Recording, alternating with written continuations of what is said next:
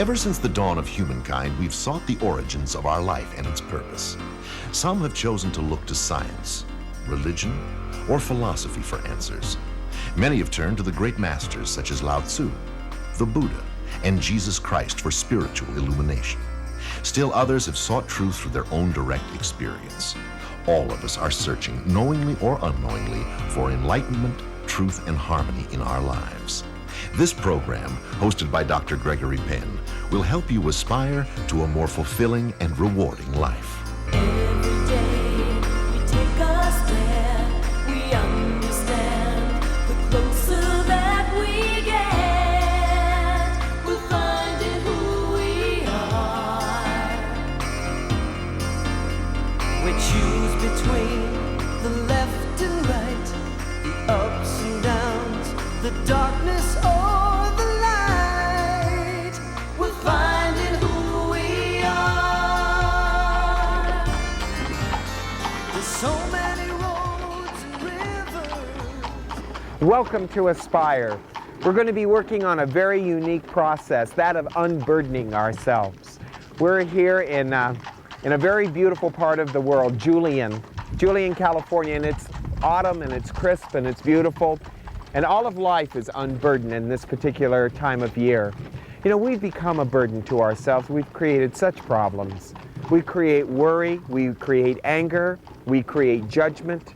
On this particular program, we're going to be looking at a Gnostic gospel, a very beautiful one, where the Master says to us that we need to bring forth that which we have within us, because that which we have will save us.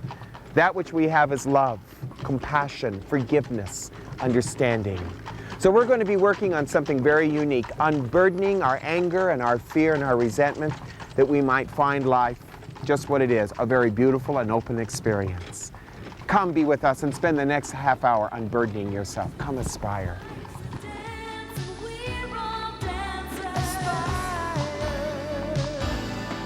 Just believe we can be everything we ever wanted to.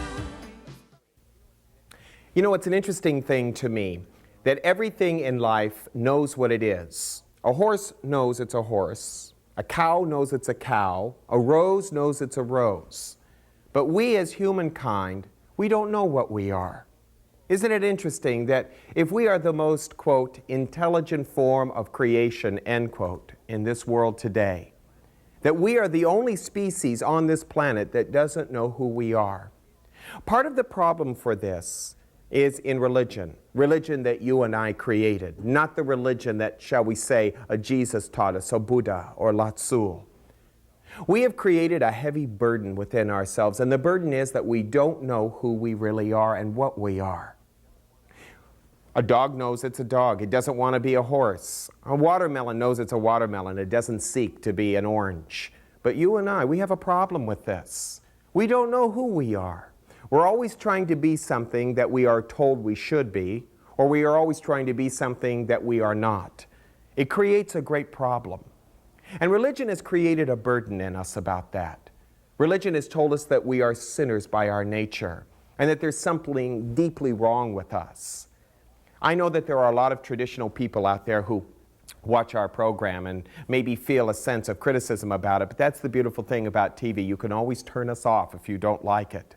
But I'd like to speak to those of you who just can't buy the idea that you're a sinner by your nature and that there's something deeply wrong with you, and that you are beginning to see that you don't know who you are and wish to find out the nature and the beauty of yourself.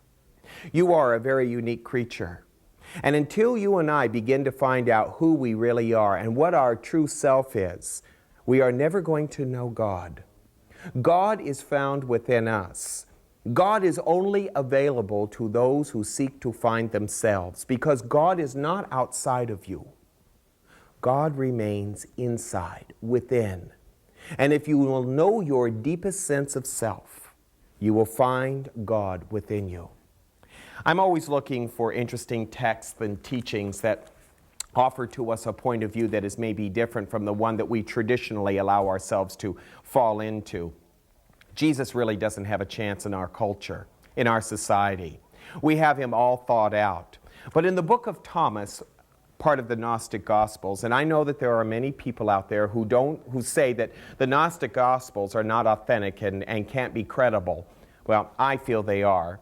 And I feel they offer us a lot. They give us a new insight into Jesus as a living master and not as this blatant Messiah and this person that has come to save your life and your world due to your sin. He comes to teach us the way of the heart. I find his work in the book of Thomas quite revealing. And in future programs, I would like to go into the book of Thomas a little deeper. But I'd like to give you a little taste of it right here and now. This comes from Log 69, and it's a beautiful teaching, and it parallels a teaching in the Gospels as well. Jesus says to us, if you bring forth that which is within yourselves, that which you have will save you. If you do not have that within yourselves, that which you do not have will kill you. He put it in another way in the Gospels. He said, to he who hath, more is given. To he who hath not, even that which he has is taken away. These are very powerful teachings. If you bring forth that which is within yourself, that which you have will save you. It's a very true statement. You have within you the self of you, the Christ in you. The self of you which is eternal. If you bring that forth, that's going to save you. It is that unconditional love. It is that compassion. It is that deep spiritual awakening that we are looking for. The reason that we don't know ourselves is because we have only learned about ourselves around us. We look at ourselves as an intellectual, physiological being. We look at ourselves as animals sometimes. We look at ourselves as some sort of sinner, a freak of nature. We are none of those things. And yet, there is something very beautiful about all of us if we will look a little deeper. You know, we have become a burden to ourselves. We don't really live our life. We drag ourselves through life. We are a burden to ourselves. And the burden becomes religion, guilt, anger, fear, remorse. We drag ourselves through this life hoping that somewhere in the afterlife that there is going to be a reward for us. But if you don't find a meaning in this life right now, what makes you think there will be any afterlife different from the one that you have now? I'd like to give you some steps, some insight, where you will not make yourself a burden. Jesus is a very different kind of master. He, to penetrate us, needs an openness. You and I choose not to be so open. We have become, well, like a stone. We don't have the porous attitude to let love seep through. This spiritual work is a practice. It's a daily practice. It's not something you do on a Sunday morning or when you have a problem. It is something that you live. It's a day-to-day livingness. That's what prayer is. Prayer is not what you beg God for or petition God for. It is the way you live your life. And how you live your life is the prayer. It is the greatest prayer. Let me give you some teachings, some how-tos. In the short period of time that we share on Aspire, I always want to give you something to take home, something to work with. And the first thing is this: be whatever you are. If you're going to find yourself, be who you are. Now, that's difficult because we've been taught to be many things. We've been taught when we go to church to be pious and religious. We've been taught when we go to work to be aggressive and ambitious. We've been taught that when we are with our husband or our wife that we are to be something called loving. We are taught when we are with our children to be, maybe dictatorial or guiding. None of those things are us. Find out who you really are inside. Be the truest sense of you. I think deep down in every single human being, there is a thing in us, something that says, this is who we really are. Why are you ignoring it? Why are you not working with it? Be who you really are. Practice honoring that part of you, which is you. You will find it is deeply loving and compassionate. It is not psychological, it is not analytical, and that leads me to the second step, again, a very important one. And that is not to be what everybody told you you should be. You have to learn to trust yourself, my dear friend. Trust in your heart. Religion says, don't trust you. Religion says there is only salvation through somebody who lived 2,000 years ago. And yet everything that Jesus tried to teach us was to love ourselves, to know ourselves as God, to realize that we are more than just a creation of God, that we live in God, that we live, move, and have our being in it. Trust in your heart. Now, the only way you'll get that trust in your heart to do the things that you are and to be the person that you are is that you're going to have to learn to meditate. And this is number 3, meditation. To live in deep, quiet meditation. My students here have a difficulty with it. I am just learning about it myself, but it is a very beautiful teaching. Deep meditation is not where you're walking around in a trance. Deep meditation is where we are consciously aware. We are becoming unconditional. Learn to be unconditional by your nature. Let people make mistakes. Forgive them quickly. Let there be a new tolerance within you, a tolerance that allows you to see things as they are without the need to manipulate them or to make them what you think they should be. You and I are not here to convert the world. We are here to transform ourselves. We are the major effort. If we are doing what other people want us to, if we are pretending to be a father or a mother, if we are pretending to be a businessman, if we are pretending to be a great religious leader, we are only fooling ourselves. We are not achieving the great essence of our life.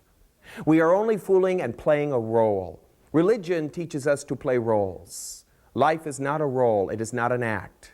It is a movement towards God, an infinite movement. Life requires all of you, my dear friend, not a part of you, but all of you. And if we are to enter into the truest sense of ourself, we're going to have to learn to trust in who and what we really are, and not be afraid. There may be people who will not tolerate the new us, in us becoming ourselves, but we must quickly forgive and let them go. What do you have in life, my dear friend, if you don't have yourself? The most important acquisition you ever make is the acceptance of you. Socrates' teachings now become very important. To thine own self be true. Thank you for these few moments. Namaste. Just believe we can be everything. Well, as you might imagine, we always get a lot of very interesting mail. Sometimes it's very interesting in the form of its questions and people really asking something serious, to other times being sarcastic and angry. So I thought I'd choose a few. I chose 4 for you. Sometimes they're very kind and sometimes they're not, but I think they're fun to play with and fun for you to hear. The first question is, what is prayer as you define it? I never hear you talk too much about it on your television program. This comes from Benita. Well, I don't talk too much about prayer because everything that I teach you is a prayer. Prayer has been confined to the idea of lip service. We think that we are praying when we repeat a Lord's Prayer or repeat an affirmation. That is not prayer, not in the least, because anyone can do that. I love the teaching that Jesus gave to us on that. He said, "You honor me with your lips, but your hearts, they are far from me."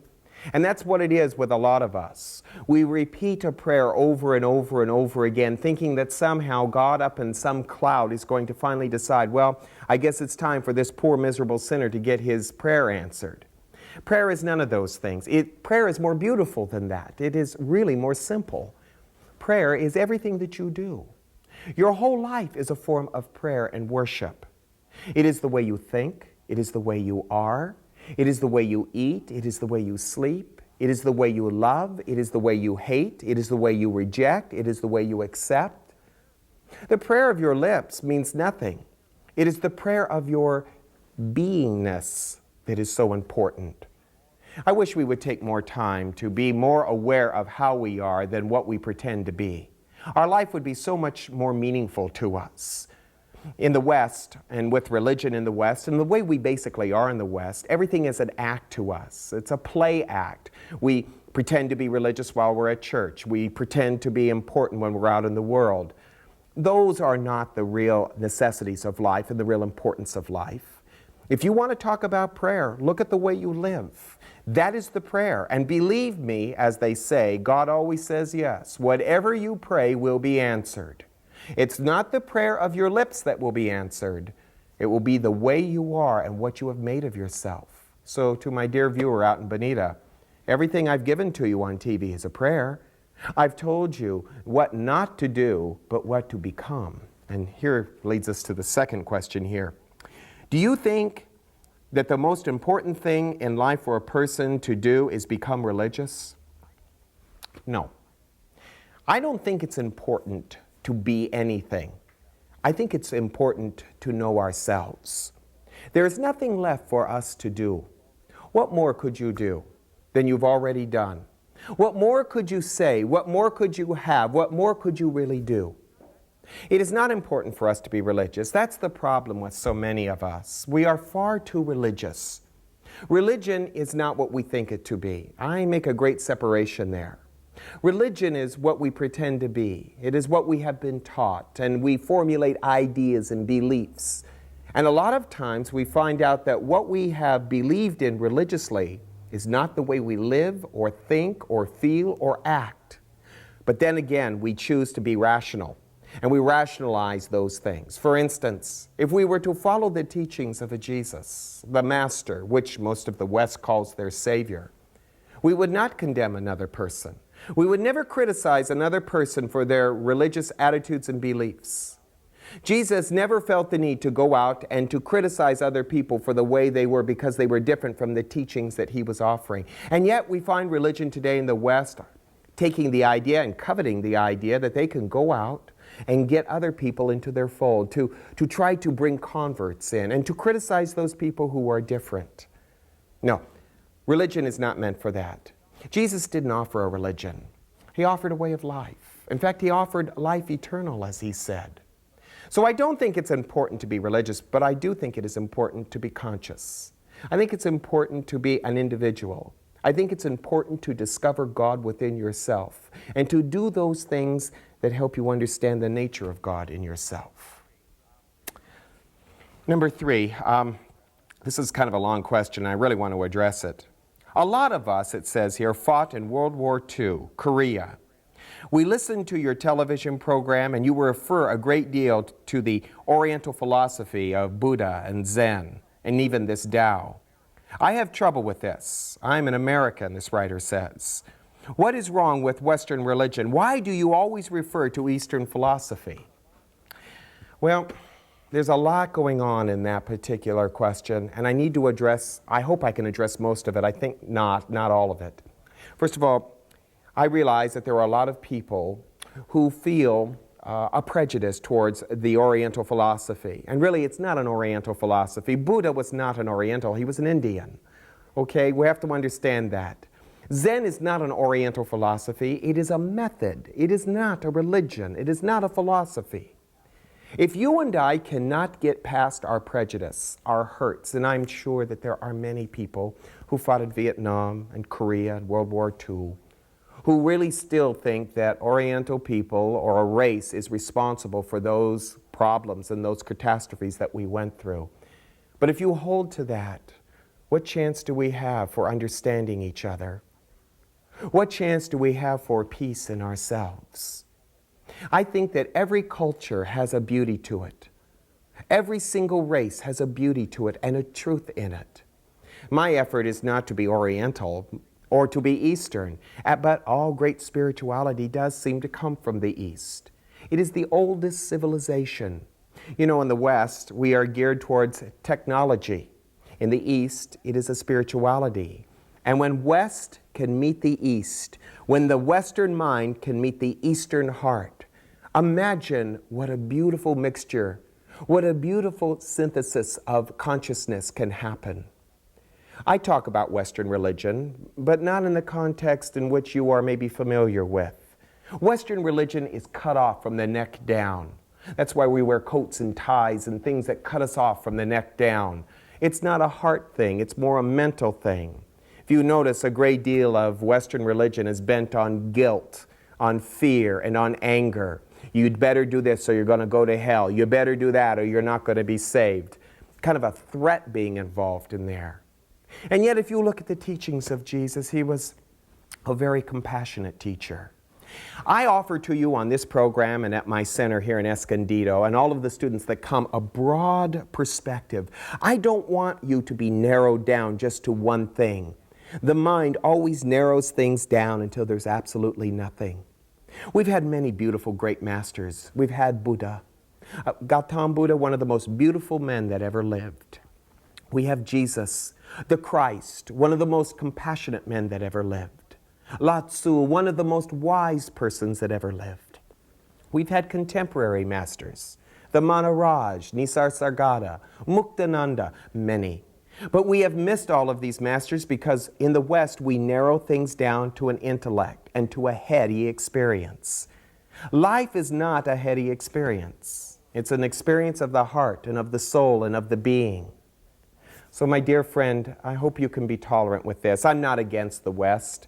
I'm for taking the West and meeting it with the East. I'm for the synthesis of both of them, merging together and completing. Drop all of your feelings of maybe, prejudice and anger. Let the past be what it was. Live with me in the now, in this moment. It is sincerely the most important one. And remember, we can glean a lot of truth and a lot of beauty from all cultures and races. One last one. In your class once, which I attended, we learned about love, or at least I thought we learned about love. While I know it is very true that we have never loved before, as you said, it pierced me. Could you please clarify this a little bit more in your television program? We have never loved, my dear friend, none of us. I haven't and you haven't. I'm just beginning to learn love. Love is really nothing learned per se. It is a surrender. And I'll tell you why we've never really loved. Because we've never loved ourselves. I will never be able to love you until I've loved me. And when I love me, the opportunity to expand my being, to be tolerant and compassionate with you, happens. Why? Because when we learn to love ourselves, we begin to find that everybody in the world lives within us. From Buddha to Jesus to an Adolf Hitler to a Richard Nixon to you and to me, we're all in there. Learn to love yourself, and you've learned to love humanity just the way it is. Jesus once said to us, "What reward have you if you only love them that love you?" Love you, my dear friend, and you will love us all. Namaste.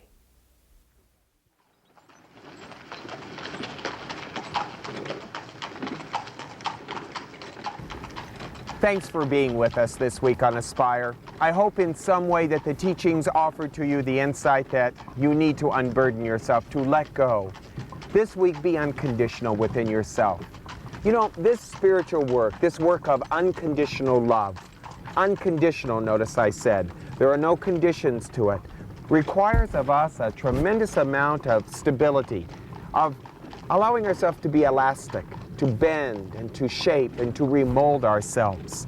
This is not a work for conservative people, individuals who are deeply afraid or reserved.